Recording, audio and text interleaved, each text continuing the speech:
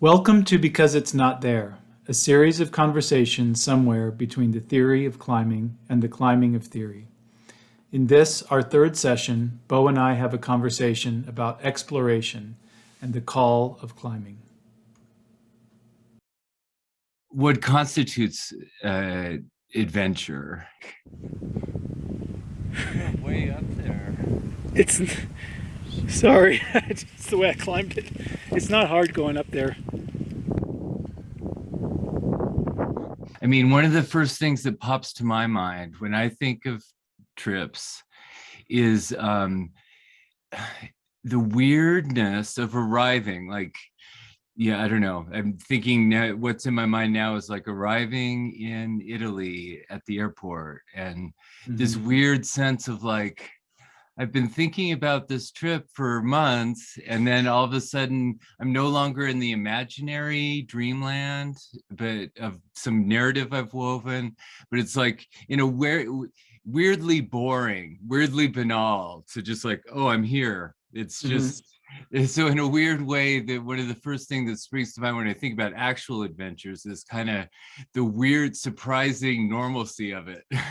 In preparation for today's talk, kind of burrow into the idea of exploration. And I kind of came up with three themes that I'm orbiting around, which are exploration as return and exploration as love, and then exploration as a horizontal experience. And that also has a lot to do with this kind of vagueness that I think you were also was present in what you were just saying about the dream of the trip, the dream of the adventure versus the actuality. Well, like the question, where does the appeal come from? Like what constitutes an interesting destination? And, just in general, why leave home? Like, what is it that draws you out? I mean, beyond just, I don't know, the glamour and fun, these kind of easy pleasures. People talk a lot these days about type 1 fun and type 2 fun, which I don't know, it seems like kind of a good entryway into this, because on the one hand, I think it's America, consumer society is so pleasure and gratification obsessed. And so achievement obsessed, and just this belief in utter positivity and success, and this kind of we're kind of simplistic that way. And so in a way, I think it's good that we're even talking about the possibility of type 2 fun, that maybe fun could be more complicated than that. But I still think it's kind of stupid, the distinction between type 2 and type 1 fun. I mean, the point is that fun, I mean, I don't know, it's part of becoming mature, that you look for something more complicated than just sheer, gratification. So I do think climbing's about fun in the end, but it's I think, revealing of the complexity of what, that entails, or what we require. And I mean, I have had moments where I've wondered, I mean, there is, I think, a real phenomenon in climbing where you in the midst of doing it, you're like, I wish I was anywhere else. Like I've certainly had that experience. I can't wait for this to be over. But then there's also this kind of tendency, I think, among climbers to then turn it into what was shitty before becomes a reason, to praise the experience. And sometimes I've actually wondered, like, are climbers kind of lying to each other? Like, am I in just a stupid kind of maybe boyish ritual of inane suffering for the sake of bragging about it? Or I don't know, I have had those climbing with Chip on kind of loose sandstone towers, and it just like, what the fuck am I doing here? This is such a stupid thing to be doing. But then even in my memory, even without talking about it, afterward, I can't help feeling a fondness for it, all the same. So I'm curious about what calls us, the legitimacy of the call, the kind of head games we play with ourselves, like I was talking about last time, of like, I want to have done it rather than actually do it. It's a complex but and interesting, super interesting. Yeah, that I don't think we can't just draw a line, a kind of ultimate line between the wanting to do it and wanting to have done it. And I think the desire to summit or for the peak or to achieve, the climb is always equally this desire to return from it, to come down, and I think that's also a beautiful way to step into this different ways of thinking of the temporality of climbing in relation to exploration. There's the idea of exploration as this advancing horizon, which may also produce new homes, like expand. You can expand your life to include the whole world, and you can be at home, kind of cosmopolitanism. But then there's also the fact that it's not so much we leave home, but we also, in leaving home and in playing out this desire to leave, we're also returning to our wandering, and that got me thinking also about planetary, like the globalization of climbing and climbing in relation to the planetary and the earth, changes in the meaning of the earth from being the center of the universe to being moving celestial body. And now we're really moving. I mean, we're moving faster and further and in more complicated course, than humans have been able to grasp, for centuries before. And that's actually the word planet means a wandering star, right? It comes from a word that has to do with this idea of wandering, vagrancy. And so that's really, for me, that's key, because that connects with the vague and the beauty of vagueness, the call for this fun. In a sense, what could be more vague than the expression have fun? It's just like, okay, sign me up, but that vagueness is deeply connected to that indeterminacy, indistinction, indefiniteness is deeply connected with pleasure, with beauty, with play. With the nature of desire. You sort of want something. Yeah, and that, I think music has that same quality, like where, I mean, it's about being an index, kind of beyond language, that you can't, if he has to ask, you'll never know. Like, it's something you have to do to understand to the point of doing it. And that's confusing to me with climbing sometimes, because it's hard to, and that theme of like integrating it with the rest of your life, because it's hard to know how to evaluate it. Like, what's the value of a climbing trip versus, some other thing that I'm used to kind of calculating its place in a, work, relationships, like, I don't know, you can economize. It's weird to, that's one of the challenges, is like maintaining the play, that spontaneous, the vagueness of that. And, how it's like you have, how do you economize the, by definition, uneconomic, the thing you can't calculate, this experience whose value you can't calculate. It's, you have to find a place for it. But I think another way is, it's just a higher level play. I think that's what climbing, it's sort of the sense of connection, of home that you were talking about. It's like, what I can find my home in that experience of play, or feeling like on a climb, like this is where I'm home here in this what I thought before was like wandering or just adventuring.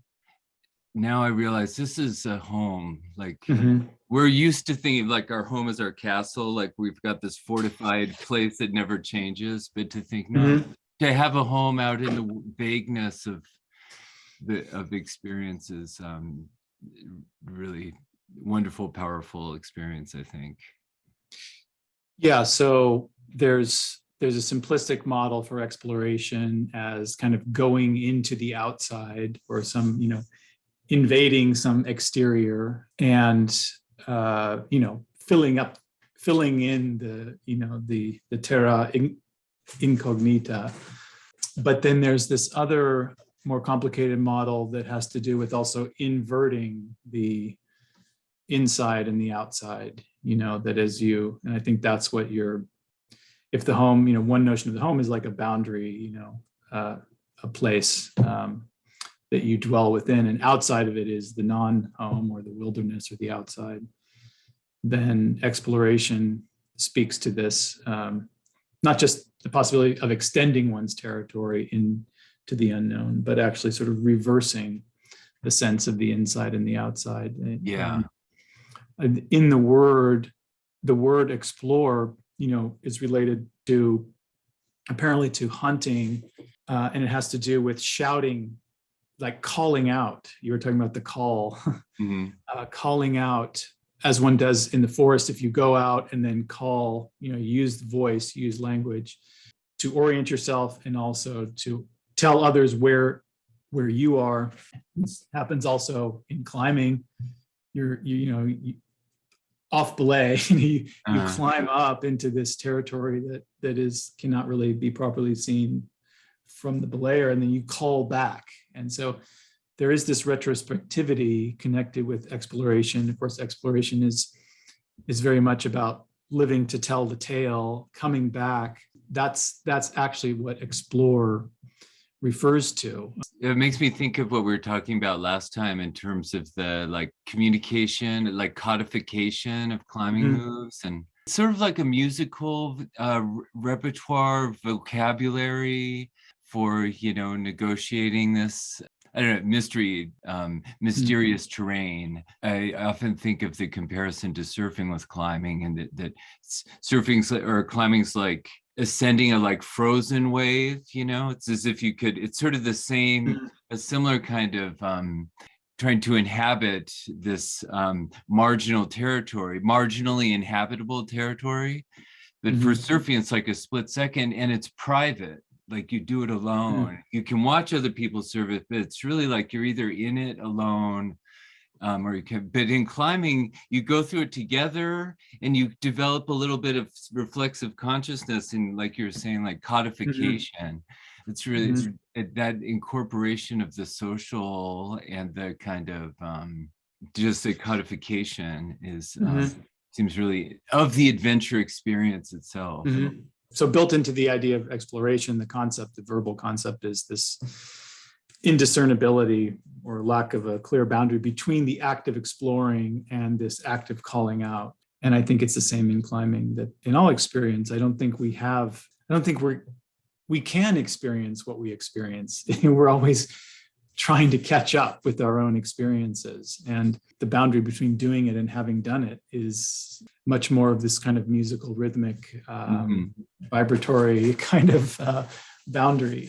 One flows into the other, one becomes the other, without being able to really tell them apart. Ultimately, that what you remembered of that horrendous sandstone tower climb, like that was the climb. You just didn't know it yet. You're catching up to the climb, and that's why, I guess maybe that's another road into the temporality of climbing, and how climbing might, and through the idea of exploration, might bring us into different ways of experiencing time, thinking about time, not just this linear, always advancing newness and this kind of progressive idea of time, but time as something that comes back, as a returning, or maybe reverse, you sort of, as you're something that arrives from the past.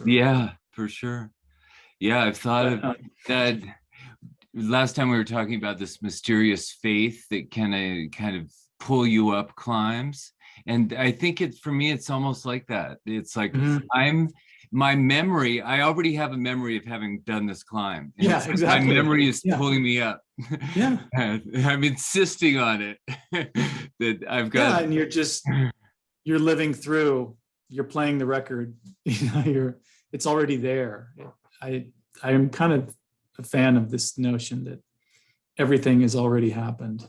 That only intensifies the newness of things. Right. It doesn't. I mean, I guess that's Nietzsche's eternal return. Hey, can I show you this passage from Dante that's really influenced my thinking about exploration? Please. Yeah. Okay, it won't take too long. This is Purgatorio 28, just the first 4 lines. And the wayfarer or pilgrim, Dante, the pilgrim, the mountain climber, has arrived to the top of Purgatorio, the Mount of Purgatory, where is situated the earthly paradise. And so he's now about to enter this forest called La Divina Foresta, the divine forest, thick and alive. So it is also a return in terms of historical time and going back to the origins of human history. In English, it's eager already, vago già, to search within and about the divine forest, thick and alive, which tempered the new day to my eyes. Without further waiting, I left the bank. So I really became obsessed with this word vago, which is like the English word vague, but it can mean eager, it can mean beautiful also. And here it also means desirous. And of course it means to wander, vagare, vagabond. So it's like maybe connected with the idea of kind of the indefiniteness of inclination or the swerve, what kind of carries us off the path, so to speak. And he's just been told by Virgil that now that his will has been made whole, that it would actually be a fault, like a sin in him not to follow his pleasure, because now his will and his desire are in harmony. But it just seems like an amazing moment. He's arrived at the top of a mountain. Now begins this childlike exploration of the forest. It's not searching for anything. It's just to search within and about, just to wander around. The forest itself is also, it's this presence, but it also has something behind it, this sun, maybe that's too bright, the new day, the kind of celestial light, which is tempered in this forest. So this passage brought together, constellated these themes of love, the love of exploration as an experience of returning, and also this horizontal kind of setting, right? There's something behind, it's vague, but there's something also that you can't reach, that's too far, or that can't be approached directly. You have to explore, is to also wander around something that you can't quite ever get to. Yeah, that's cool. But I thought it was a beautiful passage. Yeah, absolutely. It makes me think of the idea of the swerve. Lucretius and that. Yeah, the clinamen. Because it is, is that translated as swerve, clinamen? Yeah. Mm-hmm. But this sort of folding, because what you're describing is a kind of folding of time. Like, it's like you're butting up against these paradoxical terms, but it's a resignation that also, but it's also a claim of sort of environmental momentum. So it's like I'm resigning my will to vagary, to floating or whatever. That actually is indicating a kind of deep attunement with the environment and with chance, like you were saying, will, inclination. I like that, how the vagueness is, it's actually describing a strength of resignation or and intelligence, like a sensitivity, and it learn from experience, learn from the climb, right? That like you were saying before, it's like you're imagination, your anticipation of the future has been upgraded by the climb that corrected your anticipation prior. As you've learned from the climb, your sort of intuitions have been upgraded, and that the vague as eagerness. It sounds like rhythm. It sounds like a rhythm, like a current, an environmental pattern that you're kind of attuning with. Yeah, Leopardi is someone who's develops a poetics of vagueness and of the indeterminate. And he has I found just a brief line from his Zibaldone that he mentions this verb, vagheggiare, a most beautiful verb. And it means to sort of ponder with pleasure, to kind of let your mind wander in relation to some, loved object. And he also talks about vagueness as in relation to the essence of poetry, that it's a kind of language that communicates things that as if accidentally, right. Because it can't really, it communicates through incommunicability or the sense of striving to say something. So I think there's a connection with climbing. Like if we talked about climbing as a poetic act and climbing as a form of expression, maybe as this kind of musical participatory wandering in the landscape, it does give expression to this indeterminate, this kind of ineffable thing. The principle of the onsight is essentially that of exploratory activity. You're seeing it for the first time, but then there's this kind of mystery, like maybe you can climb it as if you're returning to it, as if it's a repetition. You're testing your experience, the wisdom of your experience. It strikes me that swerve, that's a good way of talking about maybe like what you're trying to do on a successful onsight. Is it like mobilize proper swerves, like proper responses to accidents, just all the random, information that inputs that you're processing as you try to do a onsight. A lot of it just has to do with how you react to this noise. I think the idea of what you're saying, the vagueness before, it's like the intelligence of it has to do with receptivity, perceptiveness, and willingness to explore experimental kind of possibilities rather than being kind of, brittle, not vague, and kind of fragile. But it's interesting to think about what's different on this project. What is the vagueness you're dealing with there? It's more like this internal, I think, vagueness. Can I put my body together? I know how to do all the moves, but can I stitch together these different isolated pieces of climbing into a long, continuous performance? You know the terrain perfectly. It's just about stitching together this potential performance of your own. Is there a connection between the swerve or clinamen and turbulence? Aren't they kind of coordinate concepts? Yeah. I think so. In the same way as like music, I think it's like a relationship between music and noise. There's always music always takes place in an environment. Music is always a negotiation of what is musical and what is atmospheric surroundings. It's about finding patterns, in this kind of environmental experience. You get pushed out of yourself, like by music, like you were saying, kind of you getting pushed out of yourself in the exploration. Yeah, you're facing chaotic, unpredictable environment, as you climb. So it's kind of like you're trying to find a pattern, a successful upward pattern, like through that. And that what you were saying before made me think about the paper on the communication between climber and belayer, and how it is predicated on this hypothetical body Yeah.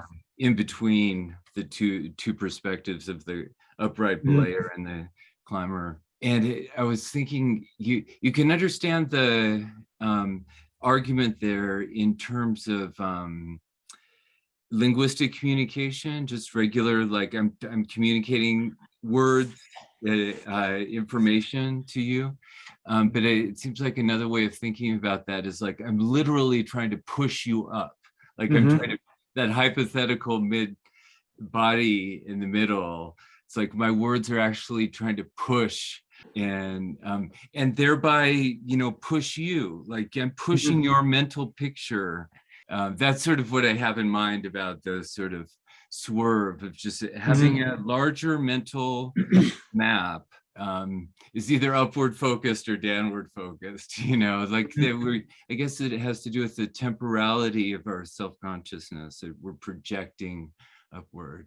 I know you've been reading Michel Serres over the years, and I know his book, The Birth of Physics, which I've read a good bit of, goes into the ancient classical thinking on turbulence. And it seems to me that the clinamen, or the swerve, and turbulence would be more like the secondary emergence from this sort of impulse of this mysterious going off course, this unaccountable, spontaneous principle, this fact that things can happen for no reason or not happen for no reason, this kind of hyperchaotic feature of reality. And then turbulence would be more like the shape that it takes, you know, the curve of the swerve, where climbers talk a lot about flow and this kind of experience of riding a wave. And there's different ways to kind of set your balance in a climb, like through breathing, or just, you may just have a certain feel. You just have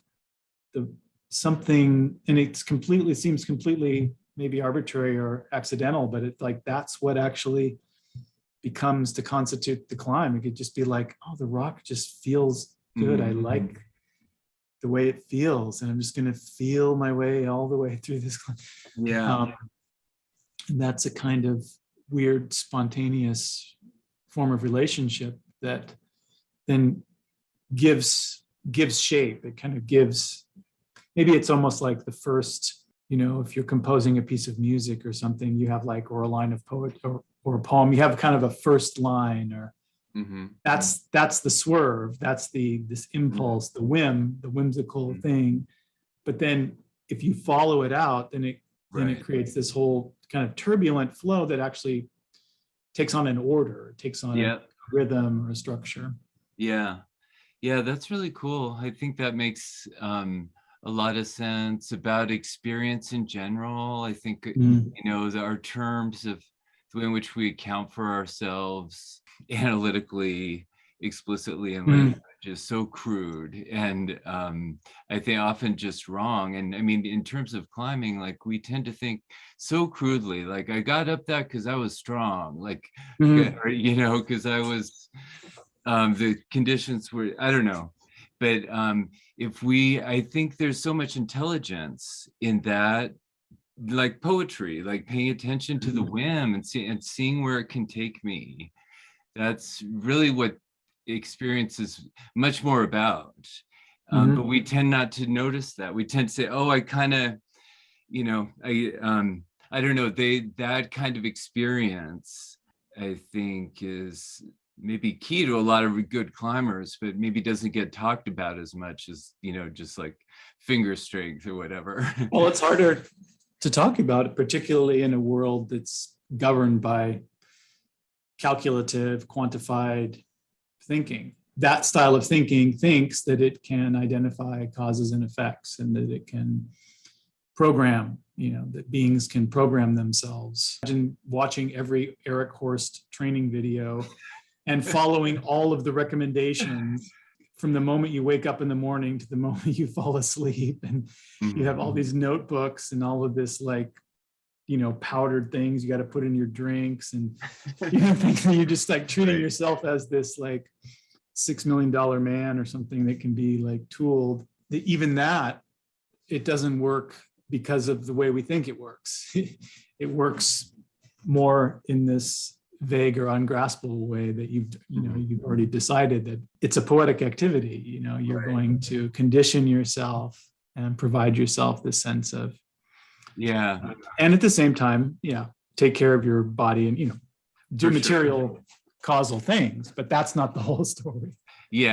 And it's just interesting that in this case, like, we learn despite ourselves. We're actually doing exactly the wrong thing, but nonetheless, we can still learn from it. But I think we'll still be often like trying to avoid the lesson as much as possible by trying to, identify some other like logic, explicit formula, sort of like just getting a formula for music or a formula for play. It's destined to ruin the play. In relation to exploration, then there may be, when I talk about exploration as a return, maybe there's an analogy there to the Platonic model of learning as remembering, as anamnesis, as the unfolding, of what's already latent within you. Capacity is not something that's built up. It's more sculptural, more like, the Greek word is aphaeresis. It's a question of removing ignorance, removing the obstacles. The climber is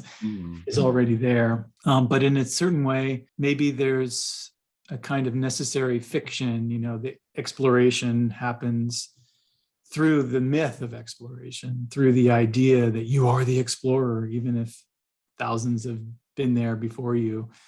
This idea of being the first is a kind of hallucination. I guess that's what the horizon is for, is just something to project yourself against. I think the problem with the Platonic model is that there's sort of one truth that you're climbing toward, or remembering yourself back to.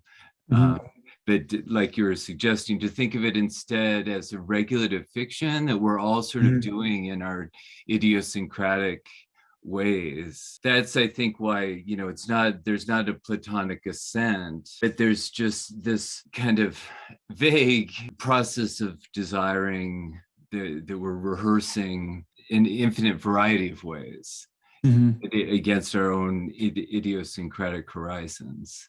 In the Platonic or Neoplatonic model, the universe, life as we know it, takes the form of this, as a descent and then ascent structure. The ascent, or the flight, as Plotinus calls it, of the alone with the alone, the return of recollection, the contemplative, recollective, theoretical ascent to oneself and the one, is the reversal of a descent. In what sense is even modern climbing a return? In one sense, is it recapitulating a descent? What is the descent that climbing ascends from? I mean, this is also the structure of ancient epic, this sort of descent, ascent structure, or you think of Ulysses going out and returning. It's interesting to try to conceptualize modern climbing, even in some historical sense, as a reversal of some prior process. I mean, it really maps onto the kind of place of climbing, the transition of climbing into the mainstream from being kind of a marginal dirtbag activity, where that descent seems kind of built in. I mean, Warren Harding had the book Descent, playing on the word descent. Being a climber, it actually meant being, sort of a dropout of society. Whereas now it's expensive and prestigious and glamorous. So I think that, like last time John was talking about, doing first descents in index gullies. I think that, I think John really represents a lot of that. What I think of as deep part of the call of climbing to this, adventure, weirdness that is not acknowledged by mainstream esteem. That's how that descent is built in to climbing. And that's what I feel for me. And that's what I am concerned about. Just climbing can become just all ascent, like all It's glamorous, it's expensive, it's prestigious, it's about success that becomes homogenized and kind of less interesting. And to me, like it loses that call, that sense of like, there's something of a special kind of integrity here and intelligence and beauty. That's what I felt when I think first responded to climbing. It's like these people seem honest, like there's something honestly awesome and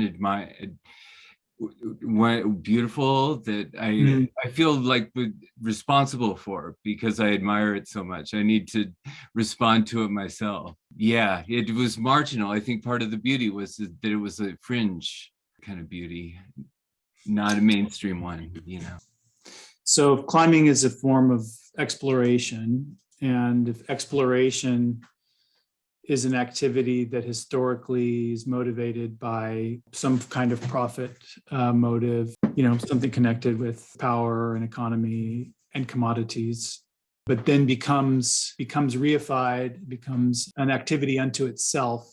I think beginning like in the late 18th century, according to Robert Macfarlane in this Mountains of Mind book that I've looked at on this question. He describes this turn when exploration becomes a per se value, right? It becomes an object, becomes an activity unto itself, but it's correlated with a kind of boredom, kind of dissatisfaction with civilization. So I think remembering that can be really important, because there is a tendency in climbing to reinstall this, to think of climbing as the progress of the sport. It's not the response to a fall. I mean, that's really my question, is what is climbing trying to climb out of? What is the fall that precedes? What is the descent? And what you were saying also connects with climbing as a kind of primitivist, a little bit regressive, anti-modern kind of response again, kind of rejection of modern civilization.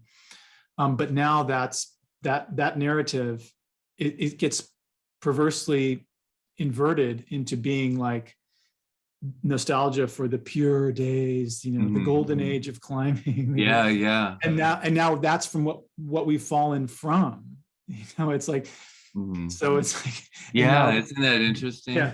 It's like we bind ourselves in a box of our own sort of worries or anxiety about but this we course. sort of, it's weird. I mean, obviously I was thinking about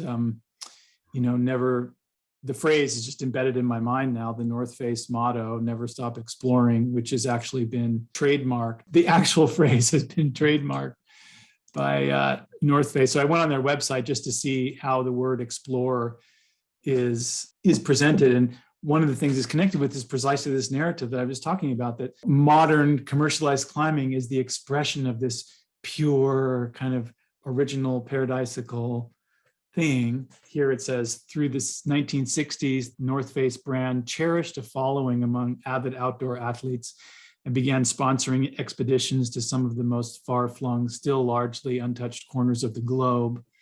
This launched a proud tradition which continues in full force today and constantly reinforces the North Face mantra, never stop exploring, trademark. So, I mean, we can unpack the language here, but this thing about the force of a tradition, which is like a torch-bearing kind of progressive expansion. I mean, it's like climbing is being celebrated, and this is why I say it's perverse, celebrated as a power of civilization, which is exactly the forgetting of, what I was saying, Macfarlane says, that this, he says here, this sharpening desire for discovery really comes out of frustrations with urban bourgeois existence. And so this kind of vague hunger for just explore, Explore on their website actually means buying their product. There's an Explorer Pass, which I guess it's a credit card. So going into debt is a form of exploration. And then on the bottom of the website, discover and explore. Under explore, it's all financial things, pass, discount. It's like funny. Apple, and then adventure is everywhere, even in your inbox. Yeah, well, they've learned how to like commodify everything, even your desire to like, quit society and face the rugged frontier. It's like, oh, I just have this huge like bill in the mail. Like Yeah, that's that's what it. it amounts to. It's just like draining money out of your pocket. I agree. I think that's what motivated me to climb is boredom. And I can Mhm. see it in that perspective. I just think, and hypocrisy. I mean, and just boredom at school, and just I think not looking for something to be so Mhm. inspired by. You had excess desire for something. So I totally relate to that. It's just that that's what capitalism is. It's just like expropriating everything good and turning it to something viable. Yeah, what's amazing is how outrageous the language actually is, and how normal that is. We just read all that kind of ad stuff, like whatever, click the link, and we navigate it without even really giving it much thought. But Well, I think a lot of yeah, thought goes into those ads. It oh makes me yeah, a lot of, yeah. have like behaviorist psychologists saying they'll respond to these words. This will like elevate the testosterone and just Mhm. make them that a little bit marginally more likely to hit the No, it obviously buttons. pays off for them, but it's almost like a whole nother order of speech. If you actually think about it for a second, if you meditate upon it, it just seems completely ridiculous. Yeah, and I mean, they want it. They call it a mantra, and then Mhm. people put those stickers all over themselves. Yeah, and we're talking So about they it. adopt the mantra. It's like in a way that's exactly what they're selling is Mhm. this self-commodification, like by assuming all these labels. Yeah, and I guess the obvious meaning of the never stop is it means never stop buying our products. I mean, it means never stop growing the corporation. Yeah. So what are we supposed to do, like in response to this commodification of exploring? And what I was saying about a bit climbing, feeling honest, that it was something admirable, but demanded a kind of honesty.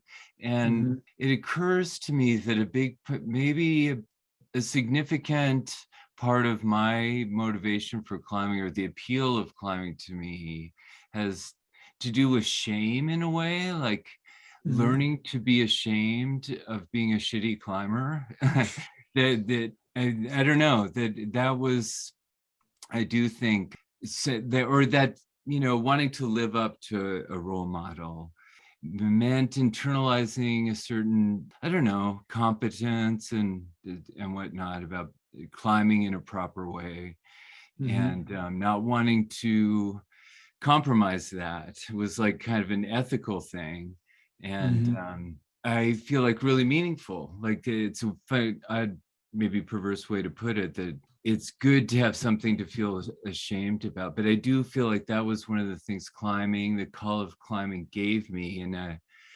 otherwise kind of morally directionless existence Mhm. of mine as a teenager. Mhm. I think I latched on to that. And that makes me think also of blue collar climbing, and just this kind of economic dimension of climbing's transition from a fringe activity of dropouts, and now in a more prestigious and mainstream and expensive activity. Had this economic aspect to it too, I think. I mean, I remembered like feeling a little, and maybe this is there's a good way in which climbing has lost what I'm about to say. Is a Mhm. kind of libertarian not wanting to pay money for things, like Mhm. for camping, and that was almost like a point of pride to not spend money on stuff. Instead of, so weirdly part of being a good climber, or having this kind of integrity to a kind of climber, weird climbing subculture. Mhm. Like it's And embarrassing. It's always, there's a time I felt like it's always a little embarrassing to have like nice gear. yeah, yeah, and that's out the window. Like, Yeah. so part of the call of climbing is that economic dimension of it, for better and worse. I do feel like, even though climbing's gotten more expensive and kind of commodified, climbers may be nicer than they used to be, like less territorial, about their own places and their own secret camping spots or whatever. Maybe people are more sociable. Okay, so what does that mean for this idea of exploration? You sent me yesterday or a couple days ago the link to the new Gunk's guidebook, which seems to express a kind of new safe space civility of climbing. And it evokes certain ideas of exploration, but it also seems to erase the element of exploration from the climbing experience. You can spend several seasons exploring made to climb cracks, faces, overhangs, and dihedrals without ever venturing beyond the 5-7 grade, exclamation point. It's within your reach, within your ability. Multi-pitched outings abound, and the graded carriage road at the base of the cliff allows easy strolls to even the most distant ends, as if you're just going to be like whisked to your route. Yeah. And I think this is the second paragraph is what I thought was really interesting with regard to searching and researching and exploration as search, right? So this full color, ruthlessly research guide represents the next generation of Gunk's guidebooks. It covers over 600 routes. Cliff-based photos get you quickly oriented on the ground, and high-resolution aerial images show key features on routes. It's a kind of talking about the gods. Detailed area and route descriptions help you find just the right flavor of climb. You'll spend less time searching and more time pulling overhangs, plugging cams, and chasing your own piece of history. So the idea of exploration, the search, even maybe the idea of hunting, the original meaning of to explore, to shout out from chasing your own piece of history. And eating, getting the flavor. The right flavor. Well, and it's a gym-like photograph, isn't it? On the cover. Paradoxically, like one of the routes, it's definitely not 5-7. Yeah. Oh, really? I mean, what? It's the zone. It's yeah, but it has that. I mean, it is familiar looking. Like while you're doing your 5-7, you can watch people do 5-13R. It's wild to see these different aspects of climbing commodification, and I mean, and it's not like it doesn't appeal to me. And aerial photography of key, almost like it's evoking almost a kind of satellite. Yeah, are you gonna give me like the coordinates, the drone coordinates, so I could put my drone there too? Yeah, I mean, it's this kind of technologically superior knowledge. It's saving you from the pitfalls of your local point of view experience. You're going to be like a military guy with satellite, backup or whatever they can comms or whatever. Right. Call in an aerial strike on the next route or whatever. Maybe they can tell you if the next route you want to go to has people on it, or if it's clear or not. So there's that kind of like umbrella, Skynet. There's time is, I think, really important. Like we understand that you don't have enough time to do the climbing and that maybe it has a special appeal to New Yorkers who have to drive, 2 to 3 hours to get there.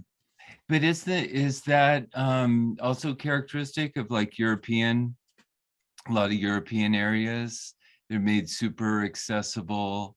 So maybe the Gunks is just kind of getting more of that model. Yeah, more curated model, more civilized. And then, I think the third thing you mentioned would be like this consumerist idea that the routes are like these aesthetic objects. You're tasting them, and you're a connoisseur. You have a certain taste for a certain kind of route. We want to feed your taste, but somehow what that is packaging is this chasing your own piece of history, which is to speak of, again, of vagueness. I think is beautifully vague. It's just like, what is that? The Gunks is an historical climbing area. There's a sense of honoring history, being part of a tradition, but also maybe doing something that will kind of has some historical value. Yeah. But it's Or like, maybe just climb these historical routes. but it implies there's some sort of exploratory process. It's not just pure sit at your place and order what you want and consume it. There's some kind of, but it's all. Well, yeah, that's an interesting boundary that's getting crossed there. That you talked earlier about climbing as an aesthetic pleasure or appreciation because it's not consumable like food. Right. But that's what's getting consumed here. It's like supposedly like history, whatever that means, whatever you take that to mean, that's something for you to consume. That seems like a kind of dangerous attitude. Yeah, a piece of history. I guess the piece of history connects, the idea of a route is a piece of history. The route is it's like both consumable and non-consumable, but that's we were talking about that before in terms of that's what you leave when you do an ascent. That's what you give to subsequent parties is this opportunity for an experience. But it's like in artwork, it's cool that it's you trace that and left that they're chasing that path or experience that you forged and passed on to them. Again, like turning it into a piece of a meal, like to be consumed, that just seems like a dangerous homogenization and reification of something I think much more interesting, so that mentality seems maybe it has to do with how you package it, because it just doesn't seem, I don't have that association with a similar kind of consumer friendly wilderness experience you get in the Dolomites. I don't know, maybe it's just intrinsically more wild there. It's super accessible to the masses in the way I think the Gunks can only aspire to be. I haven't read Margaret's book, Mountains and Desire, but I know she has this notion of peak climbing. Like climbing is kind of reaching its peak, like peak oil, peak, it's cool. Coming sort of, and it's coming into this sort of moment of maximum kind of representation, celebration in a kind of anthropocenic scene, or context. So there's this idea that climbing progresses, the progress of the sport, the ever advancing exploration of climbing itself. There's no limits, it's just the grades, there's no ceiling. But then the idea of peak climbing is interesting because it says, well, what goes up must come down. There is gonna have to be a retracing of our steps, a turning back from going too far. Well, how are you going to outdo free soloing El Cap? Like, and it's got turned into a movie. It's just like I feel like that sounds like peak climbing. Like, and I don't know. It seems adventure climbing seems exhausted. I don't know. Could be. That sounds very plausible to me.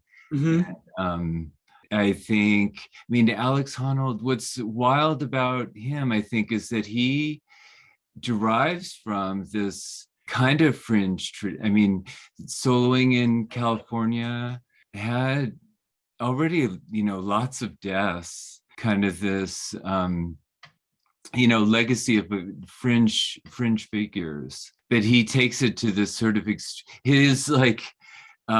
brings this kind of super healthy and super intentional devotion to this crazy tradition, and sort of does the ultimate thing, but it's out of homage to this really wacky, fringe and deadly subculture. So anyways, how are you going to outdo that? It does seem like a kind of arc of possibility in climbing got completed, and it got totally super commodified. Then you have to start a podcast, which you did. Yeah, so I was thinking, like, if climbing genealogically, the concept of climbing is related to this descent, ascent. Ascent is the reversing of a descent, climbing out of something that you've descended or fallen into. Then, and if climbing can kind of fall, climbing can metaphorically fall precisely by having this idea of itself as ever advancing, improving, self-improving, sort of endless progress, then interestingly, yeah, it will create the conditions for itself, like kind of dialectical logic. It will create the conditions under which, from which it has to exit. It has to reverse itself. John was talking literally about doing first descents. We also spoke on our first session about this kind of the hardest route in the world requiring a literal inversion. Right. And I was thinking of the scene from, as a kind of emblem of this, I was thinking of the scene from The Shining, where the only way out of the labyrinth is to reverse your own steps. It's a kind of down climbing, reverse the moves, that's the only way to both capture the Minotaur or the monster that's trying to kill you, in this case, as well. Yeah. Survive your own path, anyway, I just think there's something there to be pondered about. Yeah. Well, I mean, what I mentioned earlier, blue collar climbing, like, what does that mean? I was wondering, what does that mean in terms of climbing? And I think it means a lot of like unauthorized techniques, like not necessarily, like you were talking about touch, like unauthorized kinds of touch, like, and just grungy, and like, I mean, and I think that's a relationship to off with, and climbing the empty spaces, like, remember Kay talking about how regular climbing on holds is boring. It's just like climbing a ladder.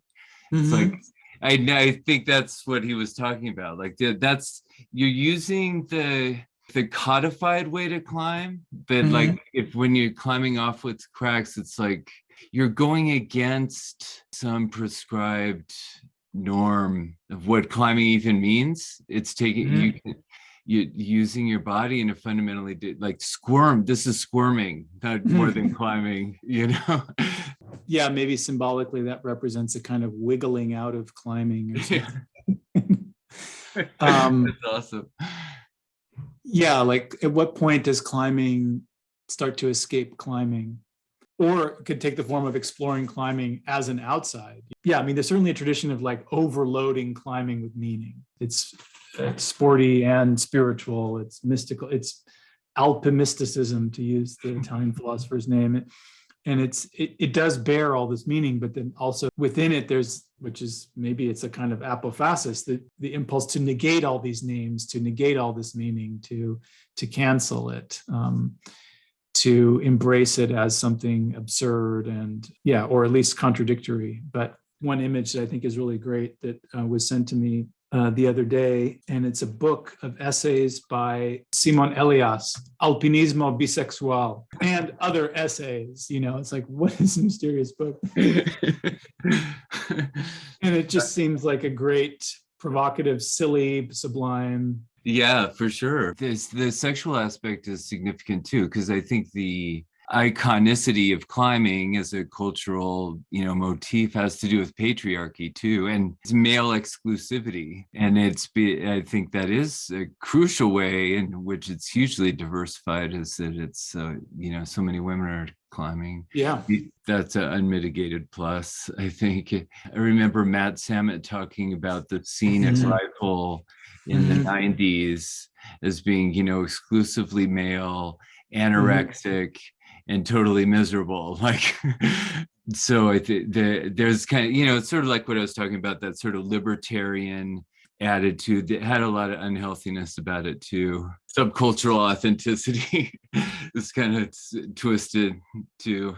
I mean, maybe that's connected with asceticism in a Yeah. kind of indirect way. There's which is also connected with militarism or kind of ideas of being a soldier, being soldier or monk, discipline as deprivation. And that's still part of climbing for sure, but it's also talked about in much fuller, rich ways, than it used to be. Yeah, how does that impact the notion of exploration? Exploration is often critiqued, right, as a colonial thing, as a part of an ideology of conquest and exploitation, these exploitation, extraction.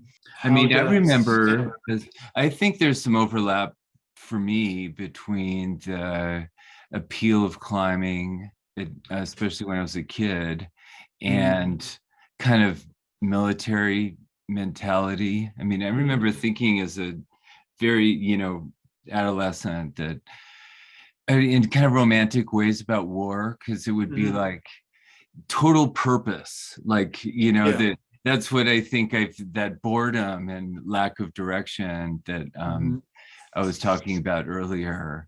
At least like war, it's like there'd be no ambiguity about what and I liked that if climbing appealed to me, or adventure, like you get in a situation and you have to deal with it, and that sense of purpose is consuming, and that and I think that responded to a lack of a sense of purpose in life otherwise.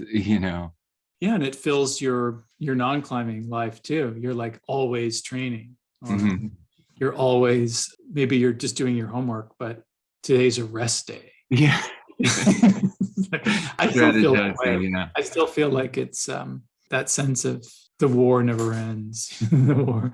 There's a kind of beautiful side to that too, because it's the adventure never ends. So I just wonder how, what are the alternate forms of exploration or possibilities of the concept of exploration? Once we've passed this post-colonial critique of exploration as this ideology of conquest and exploitation, extraction of value.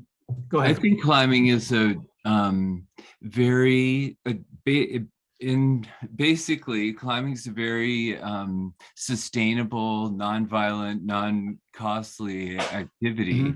When you start flying around, and then you're having more costs. But I think as far as, the adventure of climbing, I think you can have very cheaply, just going out and playing around on the rocks. And you don't need to, I think, be a big consumer to do that. So one of the kind of classic way of thinking about exploration is that it's a passage from the known to the unknown, right? You enter the territory of the unknown. But it also works the other way. Exploration is also, as we know from particularly climbing, or especially like childhood types of play, you defamiliarize the known, right? You can turn the known into the unknown.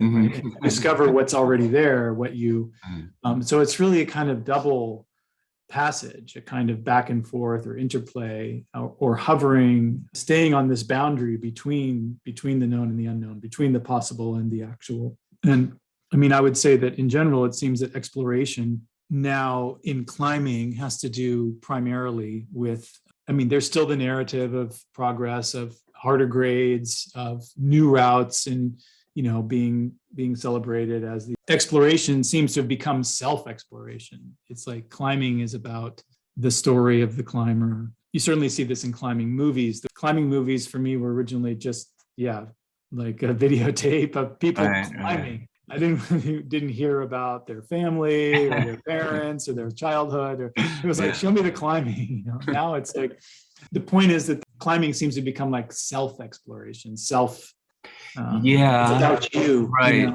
Well, I wonder if it was always about, I think what you were saying in comparison to old styles of heroism, it's always about self. It's just how you define the self, whether it's this I don't know, like bucket of history and the personal narrative of your individual story, or if it's this heroic self that is kind of bigger than the individual, that the individual lives up to this inherited ideal.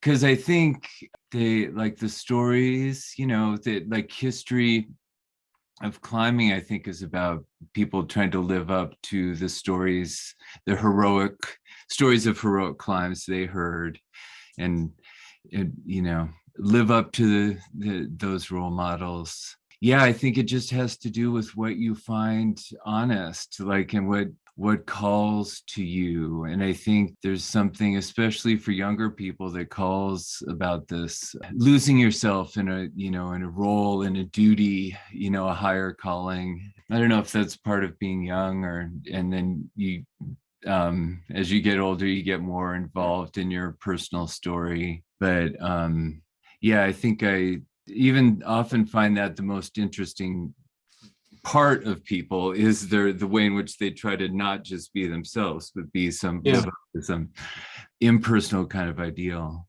Heidegger says in Discourse on Thinking, what lets the horizon be what it is has not yet been encountered at all. It has to do with a disposition towards things that can save us from the dominance of calculative thinking, which threatens the possibility of meditative thinking, and also saves us from the perils of our technological situation. So I think it has to do, this thing about the horizon has to do with letting the horizon be, has to do with seeing the horizon for what it is. Horizon is always, it's sort of both, it's a real thing that's there, but it's also representation. And we know horizons don't actually exist as such. You can't arrive at the horizon. Right. Now, but a mountain or a cliff is, in a very real, palpable way, an approachable horizon. So this kind of made me think that there is a possible correspondence between the notion of climbing as a kind of activity of letting the horizon be, or in a sense of being with the horizon. How that relates to exploration, I guess, is the horizon is always, also metaphorically seen as the boundary of the known and the unknown. And what the explorer does is push beyond the horizon. It's Ulysses who's the figure for this kind of striving, or I don't know, there's that Tennyson poem about Ulysses, always the ever advancing kind of march of progress. And Heidegger's answer to this technologization of the world has to do with this sort of listening, I guess, to the meaning of technology, because it's the meaning of technology which remains hidden, and we have to kind of remain open to the mystery of that technological horizon, because that's what will save the form of thinking that we need. Right. Because otherwise what will happen is that this approaching tide of technological revolution might so captivate, bewitch, dazzle, and beguile man that calculative thinking may be the only way of thinking. And then you'll have just thinking will become totally thoughtless, totally reactive and calculative. Sort of like what happens when you read those explore ads. Yeah. It's like your brain just like starts kind of. You just perform the calculation. Yeah. And thoughtlessly. It's dazzling. I think that's it. And I think the way I read a lot of these formulations that are very paradoxical is that he's kind of trying to tease us out, like a poem, like a Wordsworth poem, kind of tease us out of our need for dazzling.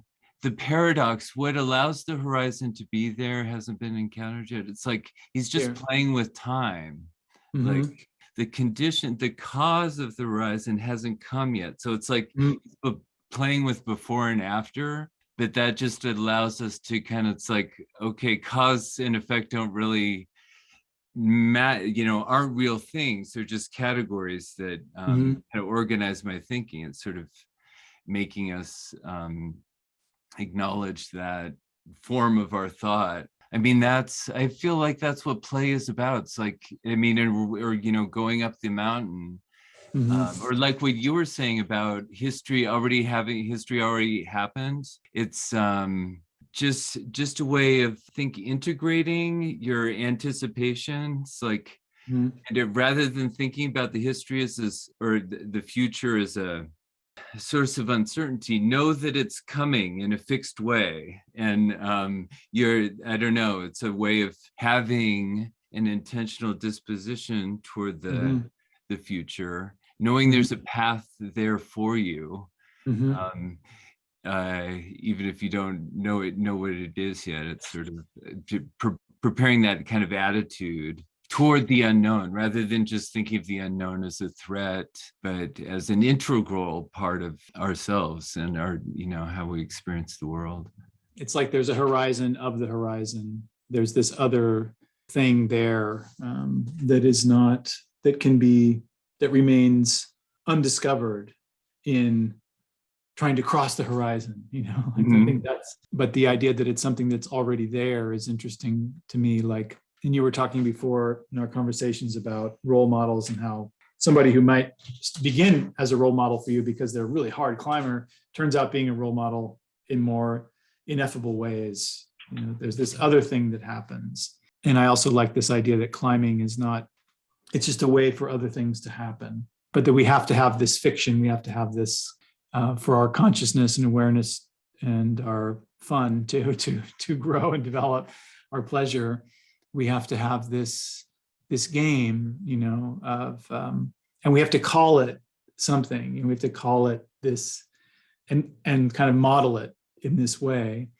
But to really use that well, we have to also remember that that's not really what we're doing here. That there's always something other thing that's going on that will elude us, and that we also maybe want to elude us in a certain way so that we can kind of keep enjoying it. Yeah. I think that's the culture, that's like the tradition that you pass down, is kind of that mystery, that there's something worth going after. Like, I think that's kind of the glory, that makes it appealing, and I mean, again, for me, just I think the contrast is always the hypocrisy and boredom of a lot of normal conventional social values and rewards. So that emptiness beyond the horizon, that's precious. That's a precious thing to sustain in a community and in your personal life. I think it's like you need something bigger than yourself to sustain it, right?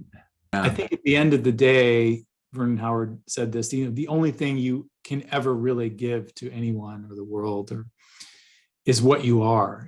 It's your own being. It's not the so-called accomplishment. So that and sort of the idea of exploration has that kind of encoded within it, that the exploration is not what you think it is. It's not, there's something else that happens along the way. Yeah. And the disposition to explore is itself, or the eagerness, like this, the vague desire to explore is itself this intuition or even a kind of conviction that that the best that there is, the good, is not something that you can discover except through a kind of losing of yourself or kind of forgetfulness or something. You can't really, it's not something you can target. Right. But it's something that can unfold through kind of participation in something bigger than yourself. So certainly climbers are in very visible ways trying to stand for, moral, whatever, environmental values, or giving back to the world of, signaling their virtues, their civic virtues, their moral and political virtues. But I think there's a real risk there, or something. Speaking of hypocrisy, I always feel like, I just always feel suspicious of that kind of trying to quantify and kind of define, like the and particularly name oneself as good, Mhm. like I'm not just a climber, I'm also a good person. Climbing makes me a better person. Let's have a podcast about how climbing makes me a better person. It's like, Right. I don't know. I mean, it's a measure of the commodification, isn't it? That like we fetishize like hardcore climbers, or good climbers, that are also good people, like this fetishizing of we need something extra, like Yeah. that's extra authentic, but in a way it's just, again, like more advertising. And I just think the popular representations of climbing and success are, too, in Heidegger's terms, dazzling, like the subcultural appeal of the kind of empty horizon. I mean, maybe it gets passed along, but again, I think there's something about that. I keep coming back to the movie Free Solo, or that movie The Alpinist, where I don't know, these guys that I think represent really the hardcore, the hardcore, the kind of consummation of that subcultural sport. But it turned into, they're both of these movies turning it into this mass entertainment product, and advertisement for the sport. So I just think that represents just a break, like a split, and like climbing has become a different thing. I don't know where that leaves exploration, except for, I mean, another thought is that more and more climbers are kids. Kids teach us how to explore and play. Kids teach us how to play. Yeah.